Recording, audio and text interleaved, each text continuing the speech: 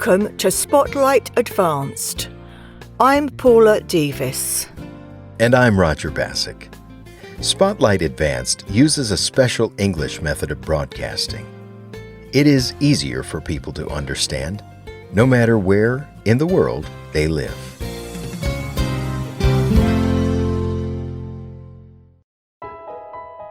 Mike, Will, Dustin and Lucas sit in the basement of a house playing a game.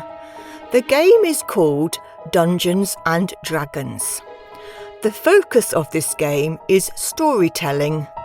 The group of players tells a story. They guide their imaginary heroes through dangerous times. They search for treasure. They battle deadly foes and monsters. They attempt daring rescues. Will, Dustin and Lucas create characters such as elves, dwarfs or human warriors for their imaginary adventures. Mike is the dungeon master. He tells the story and controls the details of the imaginary world. The boys' characters must fight monsters and solve problems. Each of their characters could die at any minute. The four boys love the game. They play it all the time in Mike's basement. When they finish playing, Will, Lucas, and Dustin ride their bicycles home. Dustin and Lucas head in a different direction than Will. As Will rides alone, he sees a frightening creature in the road. Will is so frightened that he crashes. Will runs into the woods. The creature chases him.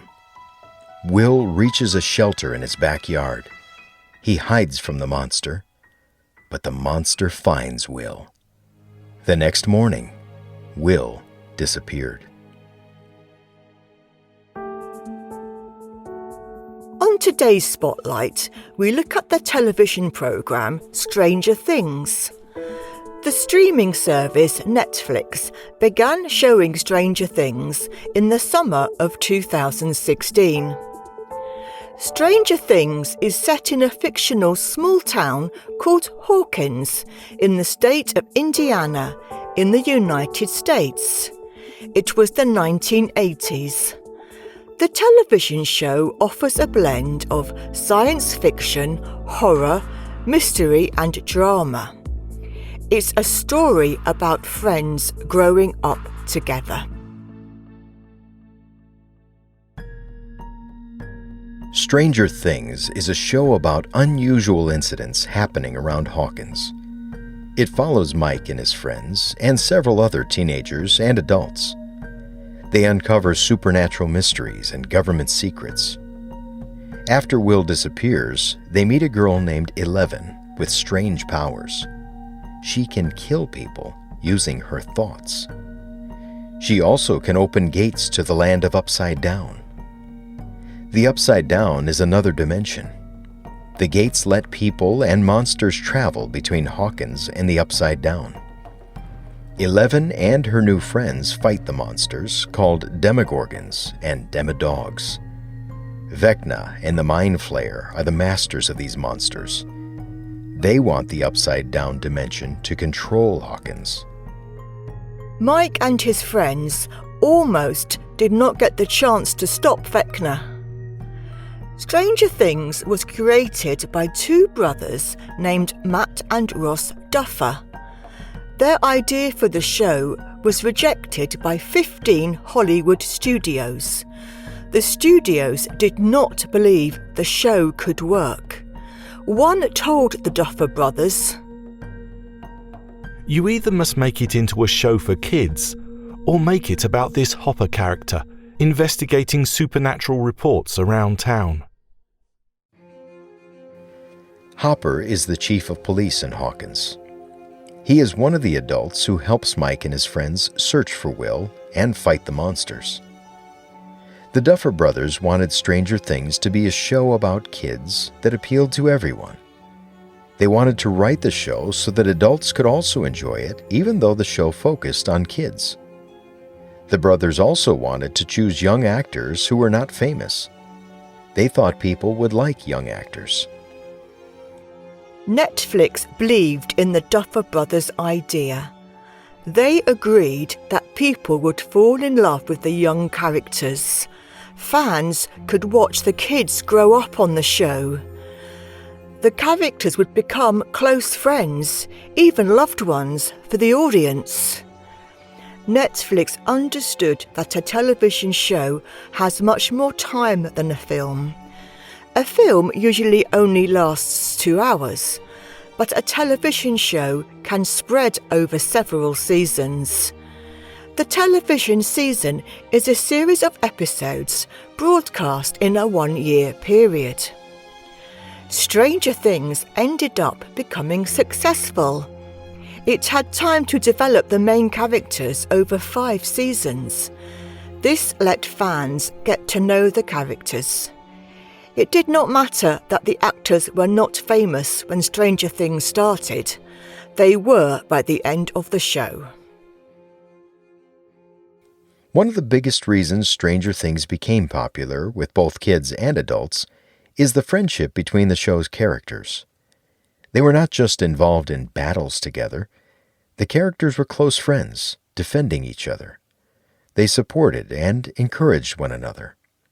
The friends were largely alone in their fight against the monsters. They also had to battle the United States government that wanted to catch Eleven and control her special powers. But Eleven and her friends had each other.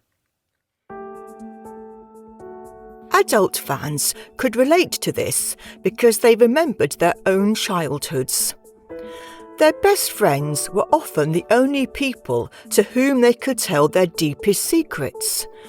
They loved their parents, but their closest friends shared their same hopes and fears. They experienced the same daily problems. Having a best friend in childhood is a strong and memorable relationship. A best friend is an attempt to find a person outside the family whom someone can trust. When this new friend returns the trust, the person is thankful to have chosen correctly. The best friends value and protect their new friendship. In an episode of Stranger Things, Mike remembers meeting Will on their first day of school. Mike says, "Do you remember the first day that we met? It was the first day of school. I knew nobody. I had no friends. I just felt so alone and so scared. But I saw you on the swings. You were alone too. You were just swinging by yourself. I just walked up to you and I asked if you wanted to be my friend. And you said yes. It was the best thing I have ever done." Many adults also remember growing up during or around the 1980s when Stranger Things is set.